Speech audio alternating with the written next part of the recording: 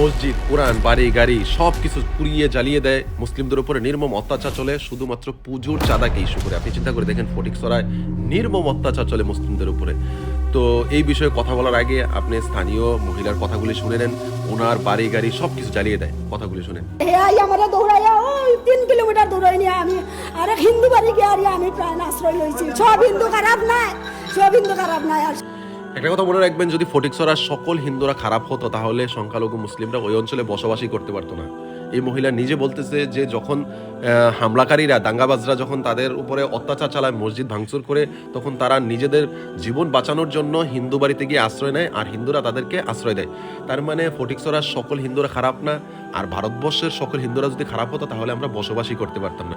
তাদের মেইন যে ইস্যুটা হলো শুধুমাত্র চাঁদার ইস্যু না, বাংলাদেশের দীপুচন্দ্র দাসের ইস্যুকে কেন্দ্র করে ত্রিপুরার অনেক জায়গায় মুসলিমদের উপরে অত্যাচার করার চেষ্টা তারা করে, বিভিন্ন জায়গায় হিন্দু মুসলিমের মধ্যে দাঙ্গা লাগানোর তারা চেষ্টা করে, শেষমেশ তারা ফটিকছড়ায় কাজটা করে দিছে।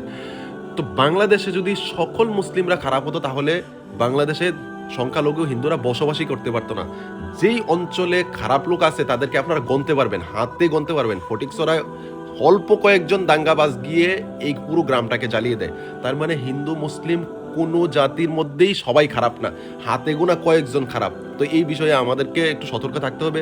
আর যারা বাংলাদেশের মানুষ আমার ভিডিও দেখতেছেন, ত্রিপুরার এই সমস্ত ইস্যুকে কেন্দ্র করে বা ভারতবর্ষের মধ্যে যদি কোনো মুসলিমদের উপরে অত্যাচার হয়, এগুলিকে কেন্দ্র করে বাংলাদেশের সংখ্যালঘু হিন্দুদের উপরে আপনারা অত্যাচার করতে যাবেন না। কেননা বাংলাদেশের সংখ্যালঘু হিন্দুরা আপনাদের কাছে আমানত স্বরূপ, তাদের জানমালের হেফাজতের দায়িত্ব আপনাদের। তো ঠিক সেরকমভাবে ভারতবর্ষের মধ্যে আমরা সংখ্যালঘু, আমরা ভারতের নাগরিক, আমাদের জানমালের হেফাজতের দায়িত্ব ভারত সরকারের, রাজ্য সরকারের। তো রাজ্য সরকার আর ভারত সরকারের কাছে আমি রিকোয়েস্ট করবো, যেই সমস্ত দাঙ্গাবাজরা গিয়ে মুসলিমদের উপরে নির্মম অত্যাচার চালায় তাদেরকে ধরে কঠোর শাস্তি দেওয়ার জন্য।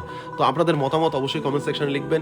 হিন্দু মুসলিম কেউ খারাপ না, হাতে গোনা কয়েকজন খারাপ থাকে। মুসলিমদের মধ্যেও কিছু লোক আছে খারাপ, হিন্দুদের মধ্যেও কিছু লোক আছে খারাপ, কিন্তু সকলকে আমরা কখনোই বলতে পারি না যে সবাই খারাপ। তো প্রিয় দর্শক, আপনাদের মতামত কমেন্ট সেকশনে লিখবেন। আমরা হিন্দু মুসলিম মিলেমিশে আছি, মিলেমিশে থাকবো।